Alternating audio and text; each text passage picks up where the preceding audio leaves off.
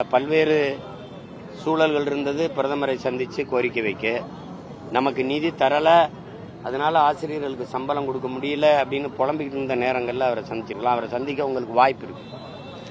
நீங்க கேட்டா நேரம் கொடுக்குறாங்க. காலையில உங்களை சந்திக்கிறாங்க, மாலையில தம்பி உதய சந்திக்கிறாங்க. அப்படி ஒரே நாள்ல எல்லாரையும் சந்திக்க முடியுது, உங்களால சந்திக்க முடியுது. அப்படி இருக்கும்போது எண்ணற்ற சிக்கல்கள் நமக்கு வந்தது. அப்போலாம் பேசி நீங்க சரி செஞ்சிருக்கலாம்.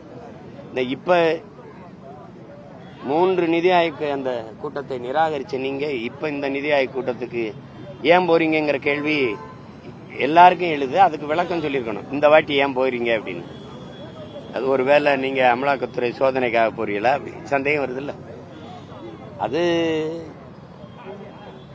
அதெல்லாம் இருக்கும். அது ஒரு பெரிய விளையாட்டு. இப்ப பாஜக அரசு என்ன நினைக்கும்னா, இந்திய நாட்டை ஆளுகிற அரசு ஒருவேளை சந்திரபாபு நாயுடு ஐயாவோ அல்லது நிதிஷ்குமார் ஐயாவோ விலகிட்டா, ஆதரவுல இருந்து விலகுனா, திமுக தன்னுடைய 22 உறுப்பினர்களோட ஆதரவு கொடுக்கும் அப்படிங்கிற எதிர்பார்ப்போட அது இணக்கமா இருக்கும். இவங்களும் நாங்க உங்களை அந்த மாதிரி சூழல் வந்து ஆதரிப்போங்கிற இதுல இணக்கமா இருப்பாங்க.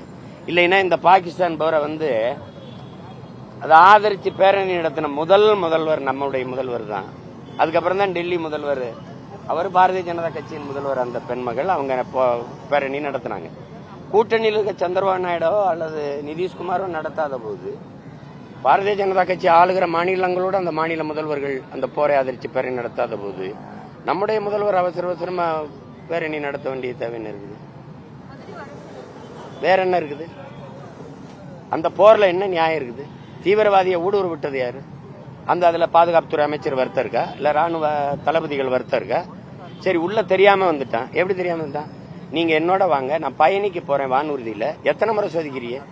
ஆதார் கேட்கறீங்க, இடுப்பை சுத்துறீங்க, இங்க வண்டியில ஏறும்போது ஒரு தடவை சுத்துறீங்க, பின்னாடி காட்டு முன்னாடி காட்டுங்கிறீங்க, இவ்வளவு சோதிக்கிறீங்க. பரீட்சை எழுத போற என் பிள்ளைய மூக்குத்திய கலட்டுறீங்க, வீட்டுக்கு கொண்டு வருவீங்க. பார்டருக்குள்ள வந்த பயங்கரவாதி என்ன பண்ணிய? ஆயுதங்களோட இப்படி உள்ள வந்தான். சரி, சுட்டுட்டான். சுட்டும்போது சுத்தி வளைச்சி அவனை சுடல. அவன் பாதுகாப்பா தப்பி போற வரைக்கும் என்ன பண்ணீங்க? போர் தொடுத்தீங்க. உடனே இல்லையா 10 நாள் கழிச்சு ஏன் போர் தொடுக்கிறீங்க? இத்தனை கேள்விகள் இருக்குல்ல, எதுக்கு பதில் இருக்கு?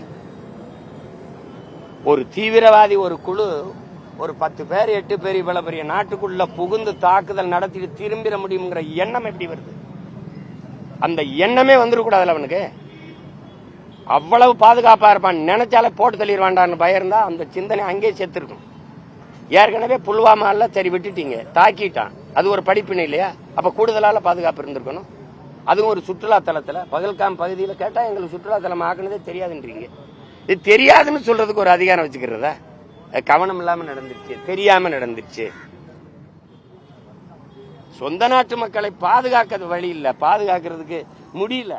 பாதுகாப்புக்கு நின்ற ராணுவ வீரர்களையே பாதுகாக்க முடியல. 42 பேரை புல்வாமால கொண்டுட்டீங்க. அப்புறம் என்னத்துக்கு இது போர் நடத்தி என்னது போறாது, அக்க போறாது? அது தேவையில்லாதது. செத்தவன் தானே.